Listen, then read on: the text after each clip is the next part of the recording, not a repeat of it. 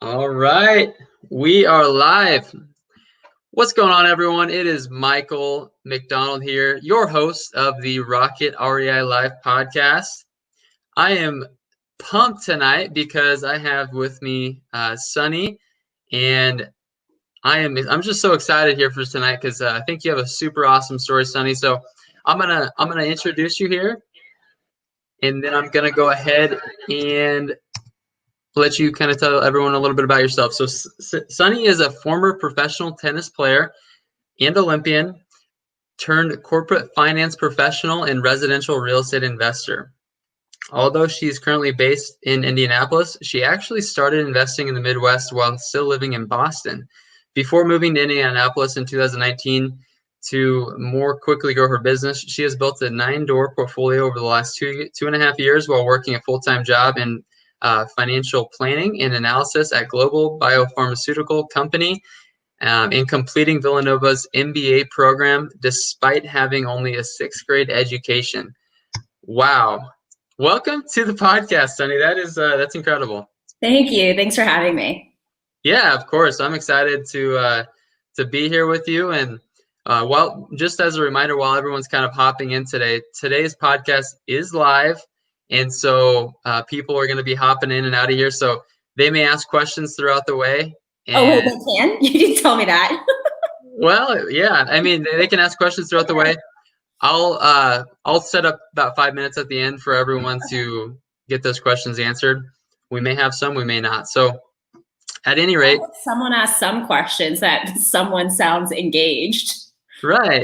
Yeah, exactly. So we have a couple of people on here right now. So at any rate, I guess tell people about who you are. I know I gave the introduction, but how did you get started in this real estate thing? You got a lot going on here. Yeah, I do have a lot going on. That's how I like to live my life. So how did I get started in real estate? I think like where we go in our lives and the decisions we make are really like based upon our journeys and things that kind of accumulate over time. So my first career was that of a professional athlete. I played tennis professionally for 10 years. That was my entire life path for most of my life. I didn't know anything before the age of like 23 that was outside the sport. My entire life was eating, breathing, sleeping, and competing in the sport of tennis. And that allowed me to have kind of like a degree of autonomy and the ability to more greatly influence my future and my economic status. I really enjoyed that. And then I also learned along the way that I really enjoyed the business aspects of running my career. And in many ways, it was very much like a business. By the time I was 19, I was handling the PR portion of my career. I was handling logistics, all the monetary aspects, literally everything. I was in charge of at 19 years old while I was still traveling and playing on the world's biggest stages. It was very challenging, very stressful, but so invigorating. However, yeah, so it's really cool. The downside is that I was very broke most of that time, right? So like when I finished, when I was like 23, I barely had like, I think maybe like $1 or $2 grand in my bank account after years of sacrifice and struggle.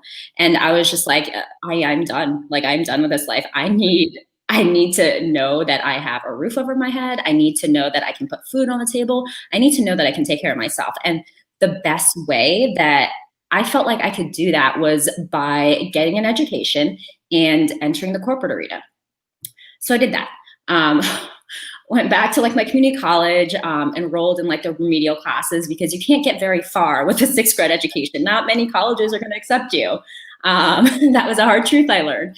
So started doing that, went back to college, got a full ride to a school up in Boston, moved to Boston, finished that, got the job, started working, was like, yeah, life is great. This is awesome. I have that stable paycheck. Like the world is my oyster. I am here. I have arrived.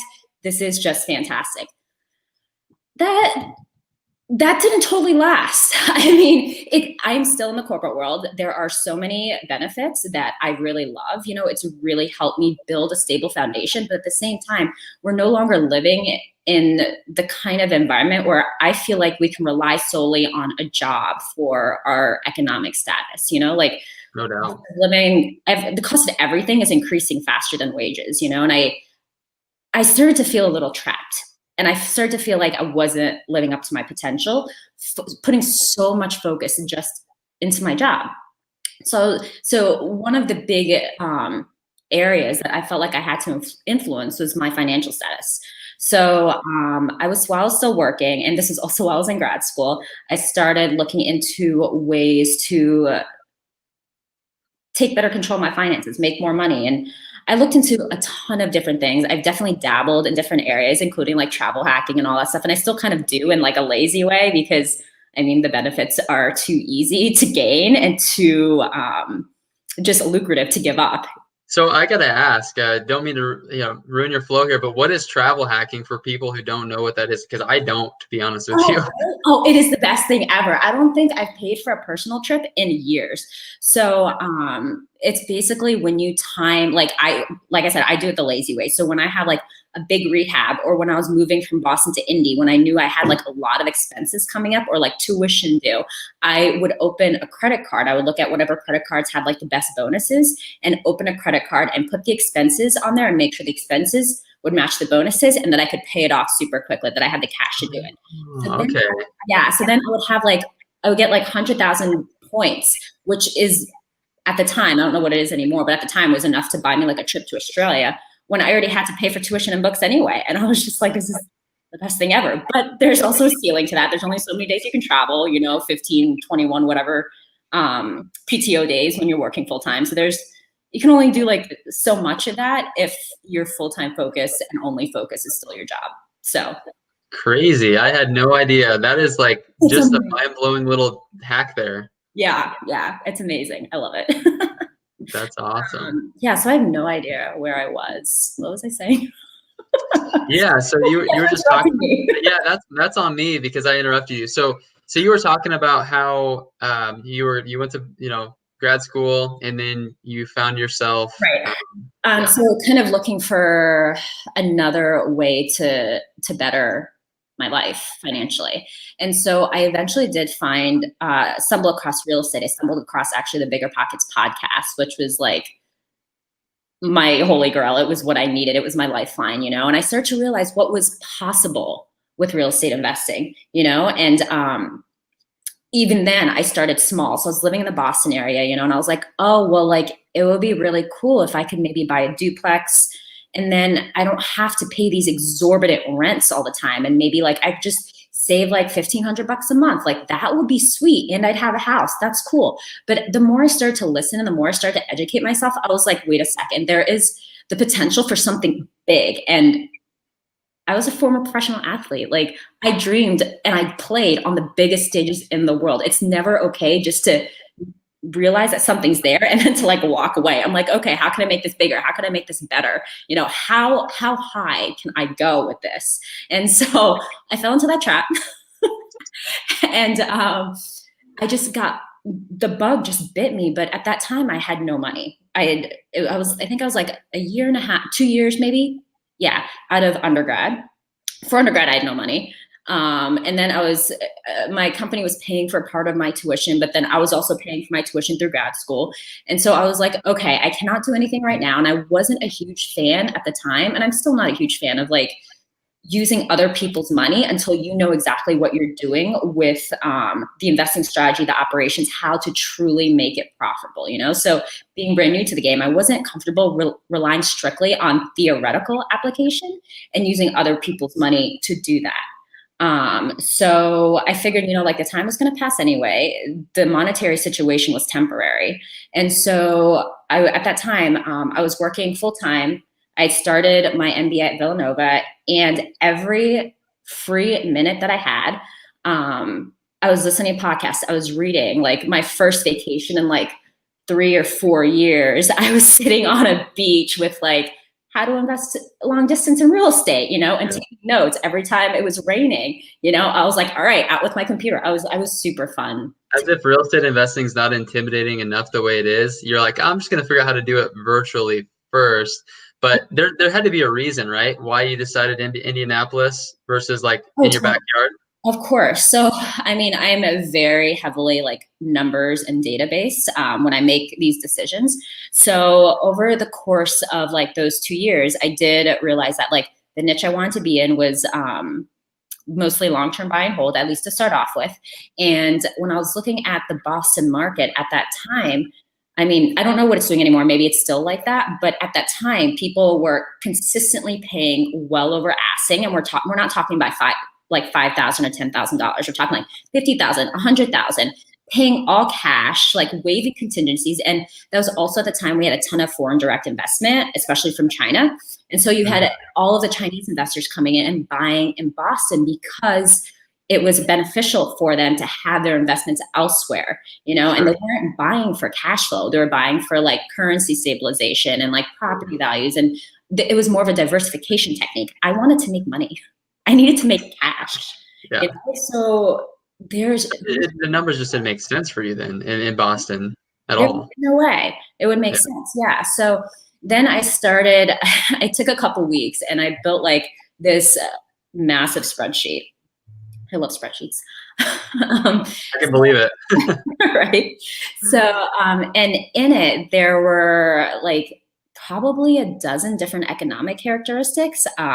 So I looked at things like disposable income growth, population growth. I looked at household formation growth. I looked at employer, like number of employers and like diversification of employers across different cities. And I probably had I broke it down into like primary markets. So we're talking like the Boston, the Austins, the Seattles, because I had no idea what I was looking at. I had no context, no framework, nothing to like ground my decision-making in.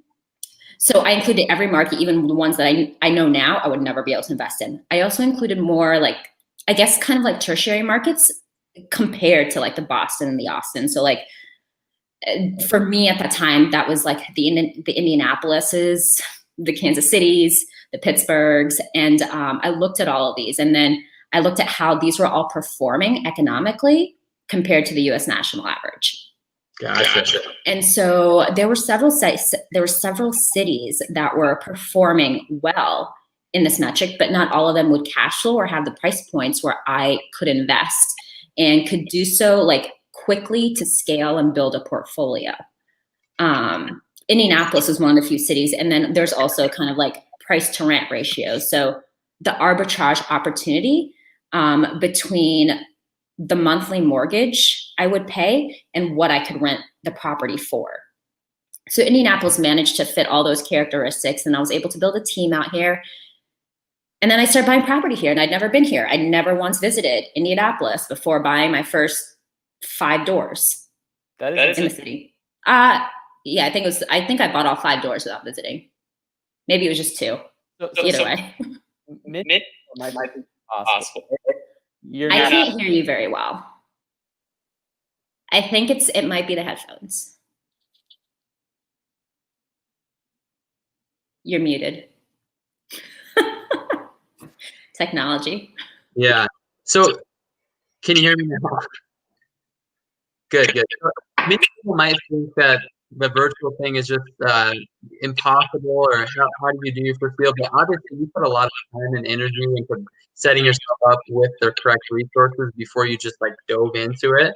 So can you tell us about the first deal that you did out there? Like, how did you fund it? What did that look like? Did it just go smooth as can be, or like what'd that look like? So at the time I was freaking out. Because there's only so much you can learn theoretically. It doesn't prepare you for the real thing. In retrospect, that was probably my smoothest deal yet. Wow. And I hear that every time. Yeah, and the numbers were great. I'll probably never sell this place. Like, I absolutely love it. That's awesome. I found it off the MLS. So that's like the public listing service where everyone has access to. Now in a more competitive market, it is super hard. It's not impossible, but it's definitely much more difficult to find these deals where everyone else has access. Like, you need to have some kind of competitive advantage, some relationships to get it before it's listed and everyone else can bid on it, right? But at that time, that wasn't the case. So lucky because it was in a really good area. It's probably like in like an A-, B+ area, and The numbers were fantastic. You're asking how I financed it. So I financed it conventionally as an investment with an investment loan. So I think it was like 20 or 25% down. At the time, the purchase price was $95,000. It was a single family home. So it was a 2-bedroom, 1-bathroom single family with a detached carriage house. That was a 1-bedroom, 1-bathroom. 2 houses, huh? Right. And so, I mean, these days you can barely find, there was a 2-1 that went on market a few weeks ago in a much worse part of town that was smaller and just way uglier. And that went pending at $159,000. And what was the price that you paid now? $95,000 for half the house. That's crazy. Yeah, it's insane what the market's done in 2 years, but also that's a testament to buying in the right location. This is not like, this is a very in-demand area, and I spent a lot of time understanding how the city looked like on a map, where the good school districts were, where like the Trader Joe's were, where the Whole Foods were, like what does this visually look like, so that as soon as something came on the market and I saw it like in a map listing, I was like, oh, I know exactly where that is. Let's go put an offer on it. Like, I don't even need a video walkthrough. I need to get this. And I did that with, I think I did that with my first one. I don't think I even got a video walkthrough before I put it under contract. I might be wrong with that, but every other one since, I've basically done that, because you have to do what you have to do to be competitive. Oh, absolutely. So did you offer full asking price then, or how did that look? Around. I wanted the house. Yeah. And those numbers work. And that's like another place where I think newer investors kind of fall short. It's like they're quibbling over like $5,000. Grand scheme of things, like that's not going to change the return profile at all. You know? Right. Well, especially if you can get like a 30-year financing, if you put in your personal name at like a 3% interest rate, 2 point something right now. It's insane. But I'm sure the terms were a little bit different back then. How long ago was that? That was April. What year are we in? 2021. That was April of 2018. Okay. Yes, because I moved here in 2019 and it's 2021. Gosh. I can't keep up with it either. I can't believe it's 2021. So since then, you bought that one virtually, and then how many more did you buy before you decided it was time to move to Indianapolis to take this thing to the next level? I bought 2 more houses and 3 more doors. So I doubled down, got a portfolio deal, and was able to execute on that in the fall. And then started renovating that. And then I realized, you know, those like that deal had required more in terms of renovations. And I knew I could do it because I was doing it. But at the same time, I was like, my life would be so much easier if I was on the ground. And so, and I'd already proved theoretically that I could select a market, build a team, find the asset, make it operational, execute against every kind of tenant in order to make it a successful business and a successful portfolio. But that wasn't enough for me, you know? And I was just like, how do we make this bigger? How do we make it better? How do we make it faster? And I was like, all right, I'm off. I'm moving to Indy. Bye. Yeah, that's an easy decision. So the sense of urgency, it sounds like, is key here, with not only like your tennis career, but like with real estate. And it's key to me being me. I don't really know. Sure. Yeah, it's so important. But obviously, you did enough research to know, but you know when you see a good opportunity, you're not just like waiting around trying to like see if it's a good fit. Like, you got to be fast, especially in this market right now that we're seeing. You have to be decisive. You have to know what are the levers that you're willing to pull and take risks on, and what's going to make you back away. Like, what does not work for you. And you have to be crystal clear on that, because you don't have time to mess around. Someone else will be more decisive and take it from you if you're not aggressive and on top of it and ready to make that move. 100%. And so now that you have, is it 9 doors you said? You have 9 doors. What's it look like from here? Like, what's Sunny's next move? So actually, last week I got a mobile home park under contract. So yeah, I know. A lot's happened since we've spoken last. So that was. I was going to say, I thought I had seen that, and I'm so glad you mentioned it because we got to talk about that because that's a big deal.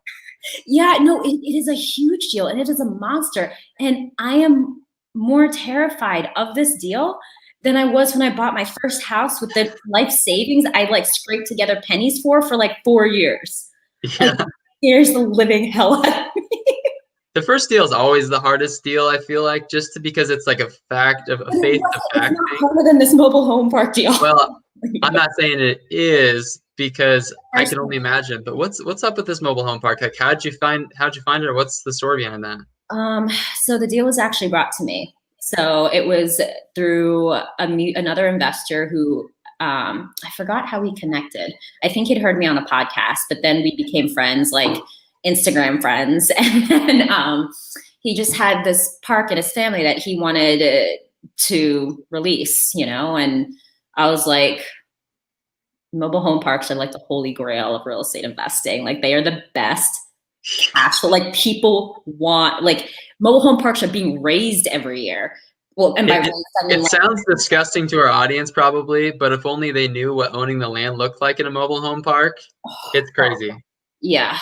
But yeah, so mobile home parks that they're not building anymore. And then each year they're tearing them down for due to housing regulations and stuff. And because of the way that business model is, if done correctly, there are no capital expenditure costs, which is a huge part of our cash outflow in real estate investing, right?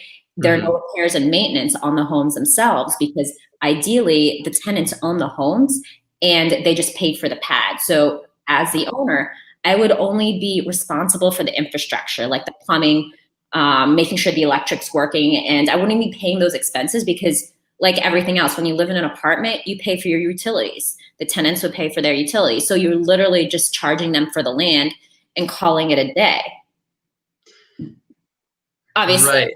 Everything that seems easy comes at a price, And so a lot, I think I was talking to so I had to take a partner on for this deal, and she has experience in this. And I think I totally forgot the statistics. I wish I had this at the top of my mind, but the vast majority of mobile home parks are mom and pop owned. Therefore, they're not always run like businesses. They're not institutionalized. They don't have the systems. There's a lot of value add. So there's not only the potential to gain a cash flowing asset that cash flows very well, but there is the opportunity to also, mobile home parks, they don't appreciate, right? So when you buy a house, if the houses around it start selling for more, the comps will raise the price, and then you'll make money off of the cash flow, and then you'll also make money off of the equity that you have in the asset.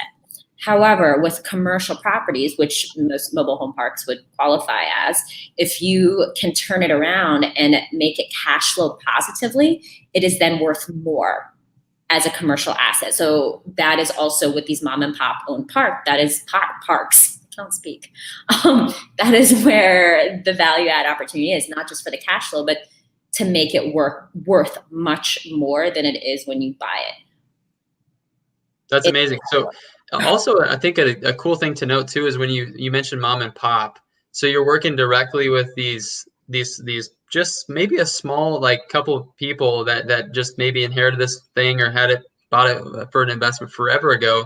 You can kind of get creative with those people. I'm not sure how you're planning to finance it. I know you mentioned the partner, but I've heard of people getting pretty creative and just doing a seller finance deal and different types of things like that. Are you talking about doing anything like that on this, or are you kind of just looking to cash them out? Is it too early to tell?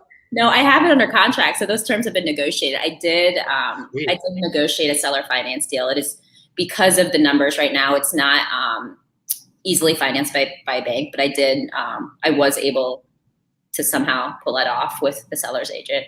It wasn't easy, but it got done. So yeah, definitely have it seller financed, relatively low down payment, which is going to be necessary because a lot of times with these parks, there's a lot of delayed maintenance, or deferred maintenance. So in order to turn it around, you have to be dumping straight cash, and these things are not cheap. So yeah, that's kind of what's making me nervous. I think next week I'm going out there with my partner to have the inspections and stuff, and I'm really hoping that we can make this work, because with all the deferred maintenance, it could cost a really pretty penny, and I don't know And depending on how much that costs, it might be something that we have to walk away from, and that's another thing, like with real estate investing, you have to know, it's like any negotiation. You have to know what your point is, where you are going to leave, how far you can go. And I am very emotionally tied to this deal.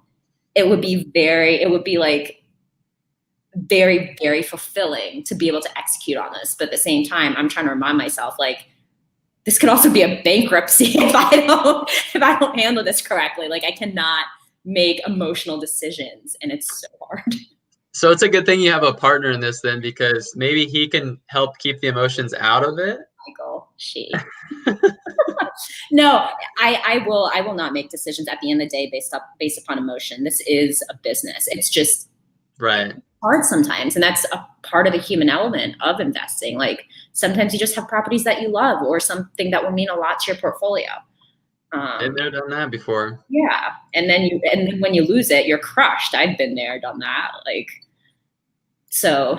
Wow. Kind of where that's big. We won't talk too much more about it. I don't want to jinx anything, but I know what's going to happen for you. So we're gonna have to get on here once that closes, or down the road once you have like this awesome mobile home park, and so you can tell everyone how that actually played out. Hope so. Certainly hope so. One last question about the mobile home park. I know I just said we're not going to talk about it. How just so we can give myself a perspective and then anyone listening perspective, how much are mobile home parks like selling for? Like, I know it just depends, right? That's a loaded question, but like, what, in your case, this is in Indianapolis, I take it? It's in Evansville, Indiana. It's in Indiana. Okay, Evansville. Okay. Yeah. No, so that depends. You can't really say, because, so I was explaining before, the value of a commercial asset is built on is a factor of the net operating income. So with a mobile home park, they can be any size. It can be 4 pads. It can be institutional investors don't invest in anything less than 100 pads. It could be, the price point could literally be anywhere based upon the pads, the income that's being brought in, the amount of deferred maintenance. It really depends. But typically and even the cap rates, which is kind of how you determine the price. Like, apparently that's like compressing too, from a conversation I had today. It can make sense. Yeah. I'm sure you've learned a lot throughout this mobile home thing, huh? Yeah.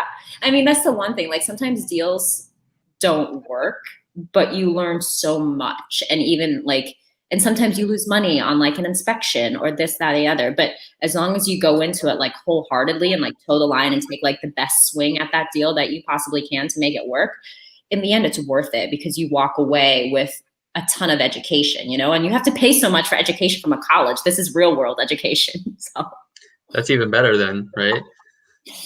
Cool. So I guess I kind of already asked you this, but do you have a goal for X amount of units, or do you really know like what the ultimate goal is, like a cash flow number or anything like that? I do, but I would prefer not to share that. I have a net cash flow number that I am trying to hit within the next 4 to 5 years. So if I'm able, once I hit that number, then I'll be able to do real estate full time. I'll be able to travel as I continue travel hacking and racking up those points that I can't use, because who's traveling these days? And like get involved in social work and do different things that I am more passionate about. Nice. Are there any like specific groups that you're passionate about as far as the social work goes? Yeah. So, so I am really, really intense about like women's rights, about children, and like children's rights, gender-based violence. I am a survivor. So I grew up in an extremely violent household. So having lived through that and having been helped by those external to the situation, like, it made all the difference in the world to me. So after having experienced that, I would love to be able to have a positive impact upon people who were once like me. Wow. Thank you for sharing that. I mean, that's crazy. So that's the beauty of real estate though, right? Is like, yes, the money is great for the freedom, but it also allows you to kind of have that impact, to have a purpose, to be able to do more and help others in causes that you're really passionate about, that, you know, resonate with you. So that's amazing. Thank you. Thanks for sharing. Any advice, because we have a lot of people who are kind of in a job, and you can relate, right? Because you're in a job, you're working on your side hustle, you're very busy, you're trying to buy a mobile home park, all this stuff, right? Yeah. So any advice? One day at a time. Right. Yeah, I remember that. It's just crazy. So what advice would you give somebody who's maybe in that position, where they're working every day, they're trying to figure out, how can I build this real estate thing on the side, and to be able to maybe go full time? I know you're not there yet particularly, but what advice would you have for somebody who's in your position and hasn't yet started? I think step one, educate yourself.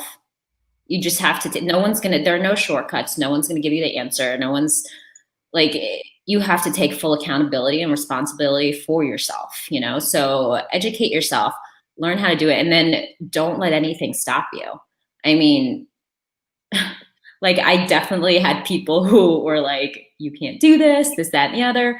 My own internal self-doubts, those are a constant battle. I'm a 6th grade dropout from an Asian culture where education is everything. That is your identity, you know? So I've had self-esteem issues my entire life from that and other things, you know? And so you just have to know your why. Why are you doing this? And make sure that you focus on that until you know that there's no other alternative other than pursuing that. You have to want it that badly. If you want it that badly and you're willing to do what needs to be done, there's no stopping you. Yeah. But you can't waffle. You can't let your fears get the best of you. We all have those fears. We all have our limitations. We just have to figure out how to work around them. I think that was a multifaceted answer that didn't really. No, that was the best answer I've ever had for that question, I think, because it hit everything that I was thinking. I mean, literally everyone experiences this stuff, but not as many people talk about it. I think it's important to come to the surface and say, okay, we all have self-doubts. We all have these limiting beliefs, but it sounds like for you is you just made the choice. You have a deeper purpose, the why, and now nothing can stop Sunny from accomplishing her goals, right? You're unstoppable. So we're still going after them. So I guess anything can still happen, but. For sure. So I always like to ask too, because I think a reading is important for me personally on my journey of real estate, not necessarily real estate particular, but just self-development. So is there a book that you have read that's really changed your outlook on life, or just helped you out through your journey here? So this isn't technically real estate. What got me into real estate was Rich Dad, Poor Dad, but I'm sure you hear that all the time. But one of my favorite books is Tribe of Mentors. So I think it's important to have more of a well-rounded perspective.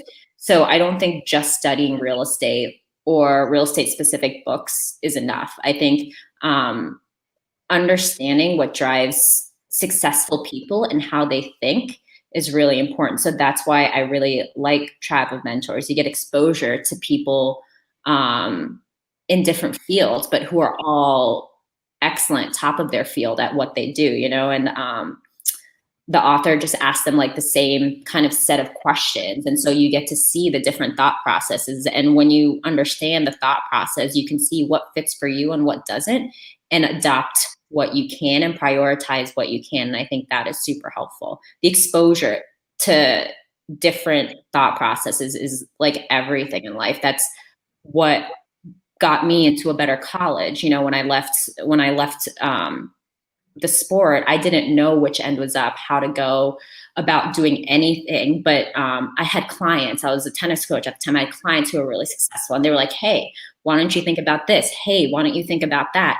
And it's been that exposure to different thought process that has being open to that and being able to digest that. that has been what has carried me from one career to the next and allowed me to be successful across very different fields. Yeah. Yeah, no doubt. So you're surrounding yourself with the right people, and in the books, they're like you're getting in the brains of these people who have figured it out on the highest levels ever. So it makes so much sense. Thank you for the recommendation. I've never heard that book before, so thank you. I'll have to check it out for sure. Definitely. Where can people learn more about you, Sunny? Cool. So I have a website. It's griffixpropertygroup.com, GRIFFIX property group. In there, I share, I believe in like utmost transparency, you know? So I share like the overarching details, the qualitative details with my portfolios, the houses I bought. I also share the numbers in detail so people know like exactly what was paid for, when, and the use, etc. And then also I have an Instagram, Griffix Property Group, again, GRIFFIX, it's the name of my company. And that gets into a little bit more of the nitty gritty as things happen, as absolute chaos ensues. Like that's where I share everything, you know? So like, I really believe, so when I started investing or when I was learning, I just heard these stories of people going from 0 to 100 units so fast. Nothing went wrong. It was great. Life was perfect. They're retired in 3 months. And I was like, I don't really understand how this is possible, but let's give it a try. And then as in the last 3 years, like I've been kicked in the mouth so many times. Like every month something is happening and I'm having a panic attack in Home Depots and I'm crying on my way into the store. Like that is a normal occurrence. So on my Instagram, like I share all of that. Like obviously there's a lot of good, but I definitely share all of the bad as well. So you can get like at least my anecdotal journey, kind of like an understanding of what it's like to be in real estate. That's reality, folks. I absolutely love the authenticity. So thank you for being you, because that's incredible. That's not something I'm usually thanked for, but you're welcome. I appreciate that stuff. I absolutely appreciate that. And that's why we do a live podcast. So, you know, there's no editing this, right? So at any rate, Sunny, I don't want to keep you too much longer. I appreciate everything that you've answered for us here today. And thank you so much for sharing your story. Any last words for the audience today that you'd like to leave them with? Final thoughts? I should have prepared for this. I don't really have anything, but like, I think at the end of the day, like if you want something, there's more than one way to get it. So don't let what in the grand scheme of things, like petty obstacles stop you, or fears or anything else. Like life is way too short. Like make things happen so that you can live your best life. Figure out what that looks like and do what it takes to reach that if you are not there already. Awesome. Very good. Well, thank you so much. We're going to have to do this again, Sunny, once you get this mobile home park bought. Yeah. Hopefully I'm still sane at that point. We'll see. All right. Thanks for tuning in, guys. Take care.